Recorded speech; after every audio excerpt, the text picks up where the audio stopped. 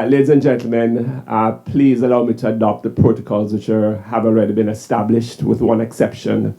And that's to say, I'm very pleased and happy to see the Attorney General, Vincent Byron, here. Thank you very much for coming to this proceedings. I'm here representing USAID. USAID is based in Barbados, and we are putting on the table approximately $64 million US dollars to support the Youth Empowerment Services Project with a little rider subject to the availability of funds. The goal of the YES project as it is to reduce youth involvement in crime and violence across the Eastern and Southern Caribbean. We all know about the challenges of our young people and their involvement in various negative ways in each of our countries, with no exceptions, right across the region. And so we, as Juliet mentioned before, we spent quite a long time going through various different scenarios and hoops and jumping hurdles to develop and design this Youth Empowerment Services project. Now, the guts of the Youth Empowerment Services project is guided by what's called a public health blank screen model. Let's see. There we go, the public health model. It was quite healthy, I think. And so the essence of the public health model is, as shown there, you define the problem, what is the problem itself, and then you seek to identify what are those risks and protective factors which is helping to drive that problem. And here we're talking about youth involvement, for example, in crime and violence. What are those risk factors causing young people to become involved in crime and violence? And what are those factors which you can put in place which will prevent them from becoming engaged in crime and violence? And when you do that identification, then you go to the next step of doing a test. You know, you do your prototypes, you do your test. And once that test which you're doing becomes successful, then what do you do next? You build out into the marketplace itself. And so you assure widespread adoption, as this chart here says. Now, the theory of change behind this is what is shown on this next slide. And very importantly, and in particular, very relevant for the next couple of days for this Inception workshop, is the availability of standardized or disaggregated data. If you don't have data, you cannot, as I made mention about in the public health model, you cannot sufficiently identify what your problem is. In other words, data drives that process. And so if you go through along, I'm not going to go through every block right here. If you go through along, you have your data, you assess your data, make sure it is valid. We all know what wrong data can do, lead us in the wrong direction, so you make sure it is valid. And then you use that data to drive your policy. The middle block there says evidence-based approach to citizens and security policy making. So that we're doing over the next 2 days is very important, a very important piece of our Youth Empowerment Services project to drive the process. The whole issue about data gathering and data assessment, very important. And ultimately, the intention is to get to the end point there, as we said, reduction of youth involvement in crime and violence. Now, USAID in Barbados, and we're based in Barbados, so our remit is the Eastern and Southern Caribbean. What is that Eastern and Southern Caribbean? For us, it is the 6 independent OECS countries, Barbados, Trinidad and Tobago, Suriname, and Guyana. With the limited resources that we have, we obviously have to prioritize our interventions. And we, through a evidence-based process, came out with the 3 priority countries for support over the next 4 or 5 years, being St. Kitts and Nevis, St. Lucia, and Guyana. But that does not mean that the other 7 countries will not be receiving support under the YES project. That will be so, but those 3 countries will receive the brunt of the support under the YES project. The YES project was designed into 3 components. The first one, as you see there, relates to the evidence-based decision making or gathering, and that's the CARISECURE project, for which we are meeting over the next 2 days. The second component is the community family resilience program. It's a mouthful for now until we change the name of that initiative. And then the third component focuses on juvenile justice reform. I'm just going to go through very briefly through one or two of these because, as in the first case, the CARISECURE initiative is what we're about for the next 2 days, so I don't need to go a lot into this, but needless to say, the goal is to improve youth crime violence policy making. So that is what we all are here about over the next couple of days to develop that process. The second component is the Community, Family and Youth Resilience Initiative, which is being implemented for us by Creative Associates, and which my colleague at the table there, Deborah Wahlberg, will go into a bit more detail.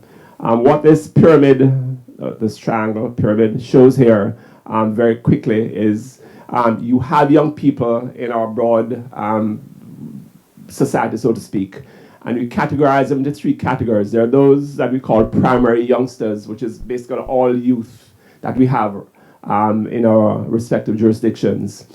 All youth are not necessarily involved in negative areas or whatever, but so we're capturing all youth within that primary sphere. The second category relates to our secondary youngsters, which are those youngsters who are more at risk or are in fact taking part in crime and violence at some level. The third component relates to tertiary, which are those who have already been caught within the justice system. And so the idea, which as Deborah will elaborate on, is that for each of these three layers of young people, there will be different levels of interventions to support our youngsters in the respective countries. The third component, and I'll spend a little bit of time on this one, relates to juvenile justice reform. Our colleague Lindell Archibald, as was indicated before, is unable to be with us this morning. The juvenile justice reform component, it says 2 to the end there. This is a takeoff of Juvenile Justice 1 initiative that we had over the last 4 or so years. It ended last year, July of last year, and so this is a takeoff from that initiative. In the first initiative, we spent a lot of time looking at laws, legislations, and pulling them all together to try and harmonize it across the 6 OECS countries. And let me backtrack. This particular initiative, the Juvenile Justice Reform Initiative, will be focusing on the 6 OECS countries. So in the past, we focused a lot on laws, regulations to harmonize them across the 6 countries. We also focused on building the capacity within the juvenile justice sector itself as far as training judges, magistrates right across the region is concerned.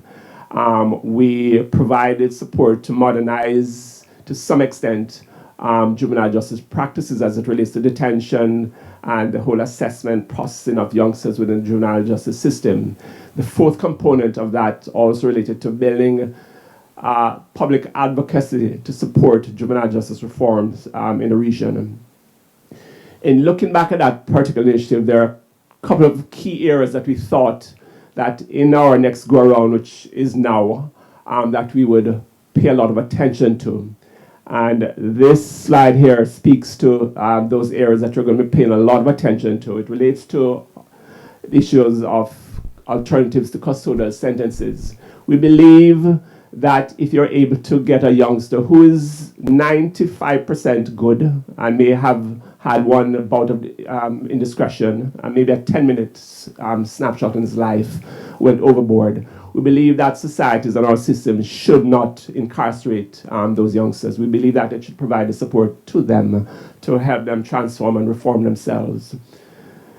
The issue, therefore, of rehabilitation is going to be critical under this next component, how you rehabilitate those youngsters that we have in our various detention centers or in some situations within the penal systems themselves, to ensure that they're provided with appropriate rehabilitative support. So that is going to be a critical component to the process. Now, this particular area of rehabilitation will connect with some of the community work which Deborah's initiative in the middle will be doing. We're going to be assessing, backtrack. So this component, looking at rehabilitation, will be focusing on those in the tertiary category, which I had in that pyramid. And so it is going to be looking at doing appropriate assessments of individuals who are in the system. Under the public health model, we spoke about identifying risk and protective factors. And so the idea is to analyze each and every individual youngster who is already in the system to understand what those factors are and provide appropriate support to them to help them transform their lives going forward. The third bullet here speaks to the issue of reintegration. It was a big gap under our last initiative. When a youngster comes out of a detention facility or a penal institution and goes back into his or her community, oftentimes they feel left out because in some situations the families don't want them, in some situations the community does not want them, or in some situations they become reacculturized with the negatives again within their particular communities. And so the idea is to focus a lot on the rehabilitation aspect once they get out, to try and help strengthen them. In other words, put in place the protection, those protective factors we spoke about before, to put in place a protection so that they will not, they'll not go back into the penal system or find themselves caught up in negative approaches. And then finally, this issue about document and share successful models, which applies to all the three components, both CARISECURE, as well as the community, family, and youth resilience component, and the juvenile justice component. This is something that we're going to be focusing on the YES project.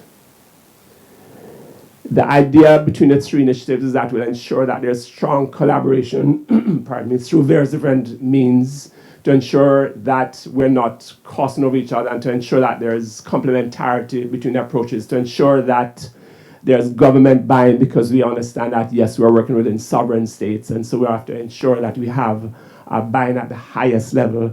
This is why I say I'm happy that Attorney General is here as well, for example, so we can ensure that we work together collaboratively as we go forward. Ladies and gentlemen, thank you very much.